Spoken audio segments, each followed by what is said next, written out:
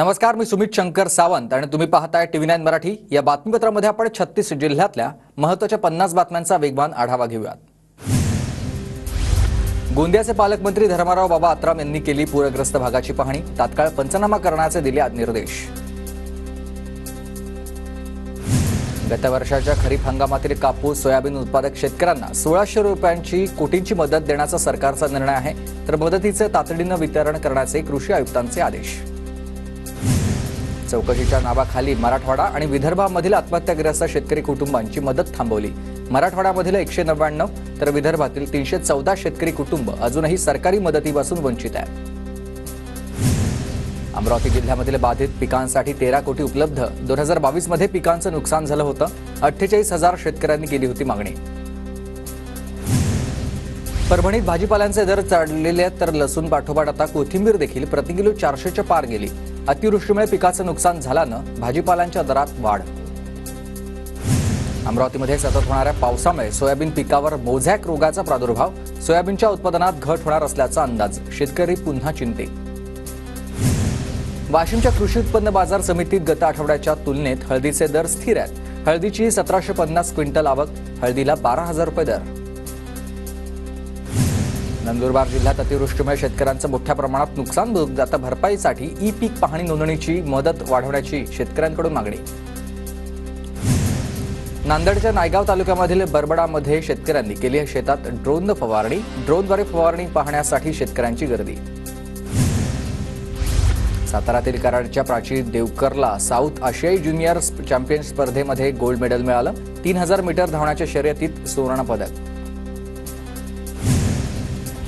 उमांगमलज रथामधून दगडूशेठ गणपतीची मिरवणूक निघणार आहे, तर विसर्जन रथाची तयारी अंतिम टप्प्यात आलेली आहे।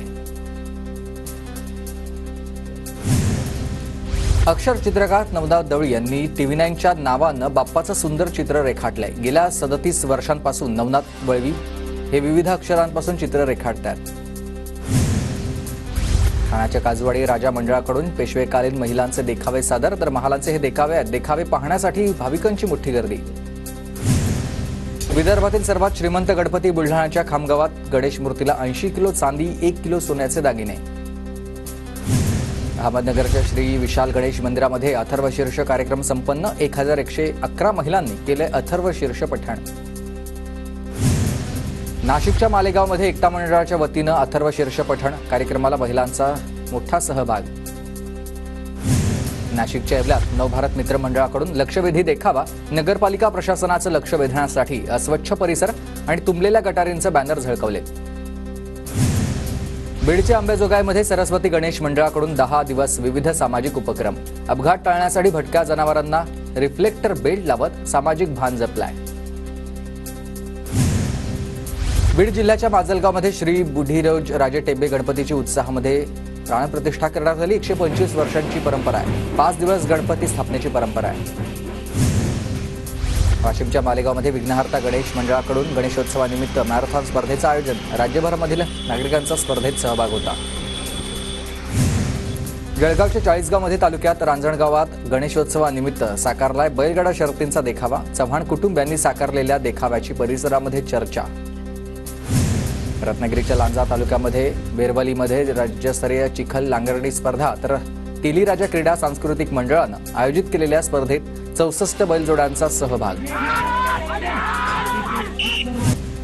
चंद्रपूरच्या समृद्धी हॉटेलवर LCBची कारवाई। हॉटेलचे संचालक अशोक मत्ते, काँग्रेसचे माजी तालुकाध्यक्ष श्यामकांत थेरे यांच्यासह 5 जणांना अटक। सोलापूरच्या माढा तालुक्यातील राहुलनगर गावात विजेचा धक्का लागल्यानं तरुणाचा मृत्यू झालाय। पिण्याच्या पाणी भरतानाच मोटारचा शॉक लागलाय। पिंपरी चिंचवडमध्ये वाहन तोडफोडीचं सत्र सुरूच आहे। अज्ञात 2 जणांकडून 10 ते 15 वाहनांची तोडफोड। सांगवी पोलिसांकडून घटनास्थळाची पाहणी। परभणीच्या पूर्ण्यात रक्तबंबाळ अवस्थेत महिलेचा मृतदेह आढळला। शहरात एकच खळबळ, पोलीस तपास सुरू। कल्याणमध्ये तरुणीची छेड काढल्यानं 2 गटात हाणामारी, 4 जण जखमी। टिळकनगर पोलीस ठाण्यात गुन्हा दाखल, दोघांविरोधात झालेला आहे, तर आरोपी ताब्यात घेण्यात आलेले आहेत 5 जण। सोलापूरच्या कुर्डुवाडीत महिलेचं 1.25 तोळ्याचं गंठण चोरट्यानं लंबावलेलं आहे, तर कुर्डुवाडी पोलीस ठाण्यात गुन्हा दाखल। जळगावच्या पाचोरा तालुक्यातील शेवरे दिगर या गावात सारंग माध्यमिक शाळा वादाच्या भोवऱ्यात आली. 113 विद्यार्थ्यांना विषबाधा झाल्यानं प्रकरण दाबत असल्याचा पवार गटाच्या सतीश पाटील यांचा आरोप आहे. जळगावच्या चाळीसगाव तालुक्यात बिबट्याचा धुमाकूळ. गणेशपूर पाटणादेवी रस्त्यावर रनिंग करणाऱ्या मुलावर बिबट्याचा हल्ला. बिबट्याच्या हल्ल्यात 14 वर्षीय मुलाचा मृत्यू झाला. साताऱ्यात भटक्या श्वानाचं निर्बीजीकरण रखडवल्याप्रकरणी पालिकेची व्ही केअर फाउंडेशनला नोटीस. 8 महिन्यात केवळ 200 श्वानांचं निर्बीजीकरण. 4 दिवसात 28 जणांना चावा घेतल्यानंतर पालिकेला आता जाग. मुंबई गोवा महामार्गावर सिंधुदुर्गच्या ओरोसमध्ये बस आणि कंटेनरचा अपघात. 25 प्रवासी किरकोळ जखमी. धुळ्याच्या शिंदखेडा तालुक्यातील दसवेल फाट्याजवळ पिकअप व्हॅनची इको गाडीला धडक. भीषण अपघातामध्ये 5 जणांचा मृत्यू तर 4 जण गंभीर जखमी. परभणीच्या गंगाखेड तालुक्यात लोकसहभागामधून 35 गावांमध्ये सीसीटीव्ही कॅमेरे. पोलीस प्रशासनाच्या आवाहनाला ग्रामस्थांची साथ. सांगली जिल्ह्यामधील जत तालुक्यावर अज्ञात ड्रोनच्या गिरट्या. ड्रोनच्या दहशतीनं जत तालुक्यात भीतीचं वातावरण. साताऱ्याच्या फलटण शहरात डेंग्यू आणि चिकनगुनियाच्या आजारांचा फैलाव. नगरपालिकेचे स्वच्छतेकडे दुर्लक्ष. उपाययोजना करण्याची नागरिकांची मागणी. अहमदनगर जिल्ह्यात ईद मिलादची सुट्टी. 16 सप्टेंबरलाच जिल्हाधिकारी सिद्धाराम सालीमठ यांचा निर्णय. ईद मिलाद कमिटीची होती मागणी, मात्र जिल्ह्यात अधिक निवड आता मिरवणुका 16 तारखेलाच निघणार असल्यानं हा निर्णय घेण्यात आला.